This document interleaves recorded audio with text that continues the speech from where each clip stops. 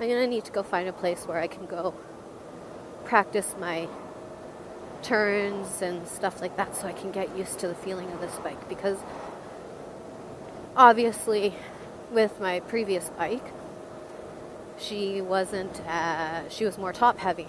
So right now what I'm trying to get used to is the fact that I'm more bottom heavy, so I need to figure out how to do those turns in such a way that I keep myself out of trouble.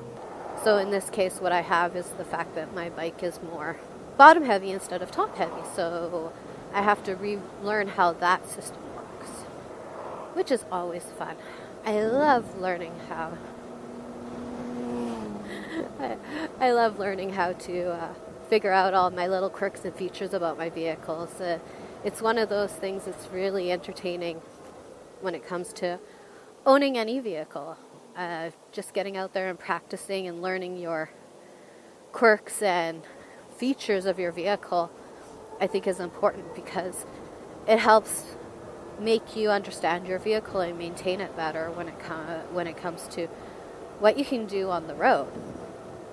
I know, I'm just being a PSA announcement now.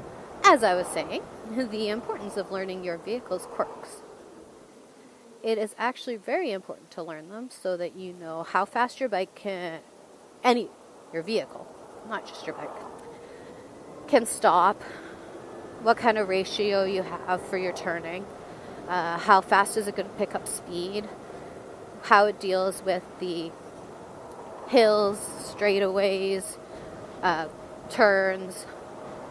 All of those things I find to be very important when it comes to trying to understand how it even is when it comes to picking up yourself at the lights, how your brakes handle it. There's so many little niche things. Understanding the sounds that it's making so that you don't get freaked out when it makes certain sounds.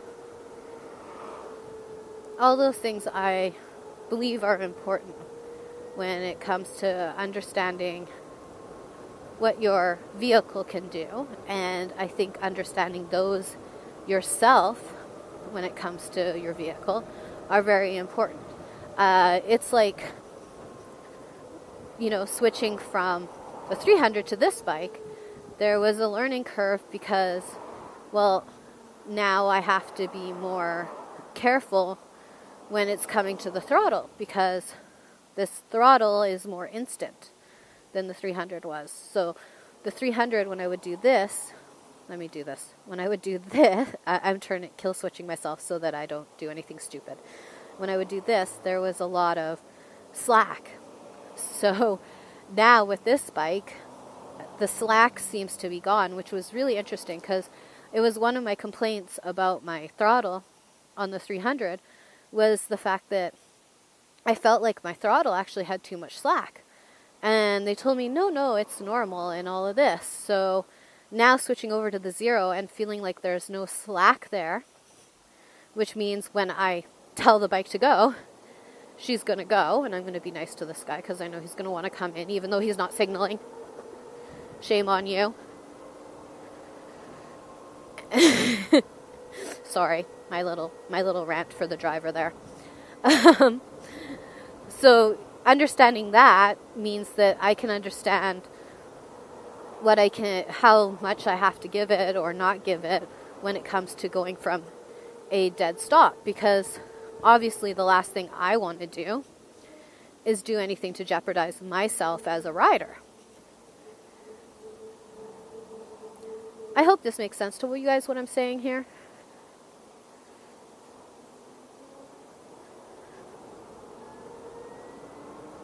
So learning all your little niches on your vehicle and how fast you can power up. Like literally I was up at 55 and I didn't even do, I don't think, a quarter turn of my throttle, which is just insane if you think about it. When you're so used to having to switch your gears, get out, go fast, and, try your hardest to get up to speed. especially coming from a smaller bike. I know from a bigger bike it's a different scenario, but coming from a smaller bike and having that, it's very interesting to me in that sense, because now I'm not feeling like my wrist is always rolled down. So it actually takes some of the stress off my wrist, which is actually a really good thing, considering that I do have some wrist issues. So having that ability to take some of the pressure off my wrist is really nice. Now, there's always this thing with my left hand now. I don't know what to do with it, especially considering now I don't have any levers there. So now, like, literally my left hand is just there so that I can do my turns when I need to go left. And that's it. My left hand actually has no purpose. And it's weird because these are like the little quirks. These are the quirks of my vehicle. These are the things I have to understand. So these are the things that obviously I have to get used to and adjust to for myself. So by going out there and practicing with your vehicle and getting used to all these little quirks, you get to figure out what your vehicle can and cannot do. So it gets really interesting in that aspect, thinking, okay, wait, I don't have that same stress on my body as I did when I was all out trying to throttle just to get up to 50, sometimes 60. And it's really interesting. Like I said, like Mr. K and I, we went and I was doing 80 like nothing, where before I would have to basically cycle through all my gears just to get close to that 80, and now I was just like, oh, 80, this is nothing, and my wrist didn't feel it. It was a very interesting experience. So this is why I'm saying that you guys have to learn the quirks of your vehicle so that you can figure out the best way to maneuver your vehicle for your needs and yourself. It's also important to know so that you can get yourself out of any issues that you might occur by knowing these quirks. My 300, I was just barely scratching the surface of all the quirks. The only one good thing that I had, not the only one good thing, but one of the huge advantages that I was able to seem to do was I was able to seem to ride my first gear a lot more than the majority of people I know with the 300. Not to say that they couldn't have done it, I just seem to be able to equalize it a little bit better. There's a ton of things that I'm going to be learning about the Zero, and I'm going to share as much of that information with you guys as I can, with the hopes that what I say makes sense. So see, now I'm hitting a lot of red lights, but I'm on Kingsway, so that makes sense to me. I officially have 130 kilometers on this vehicle now.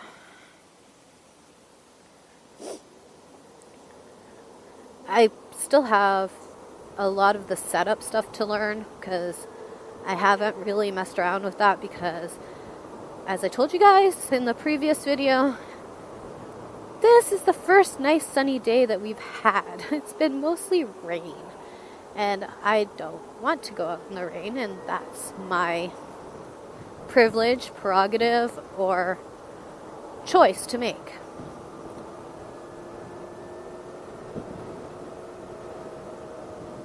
Plus, new tires doesn't seem like a good idea. I know, I could be wrong, and if I am, you guys are going to correct me in the comments, which I don't mind, because then I get to learn new things that I didn't consider, which is awesome, because every time that you guys tell me, or Mr. K something, we both learn something we may not have known, or put something into practice that we forgot that we learned. And this vehicle got in the way of me and the Tesla,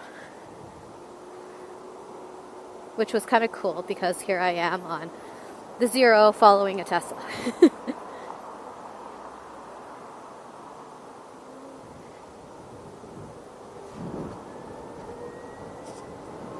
I'm still trying to figure out how not to take my turns so sharp, but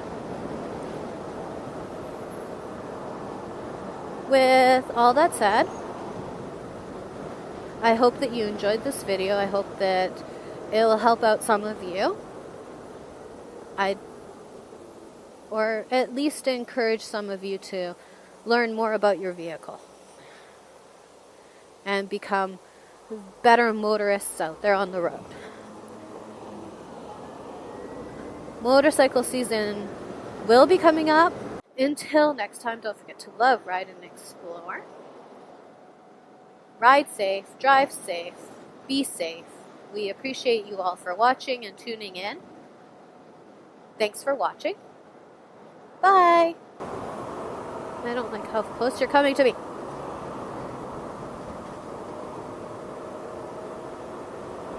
Stay on your side of the line.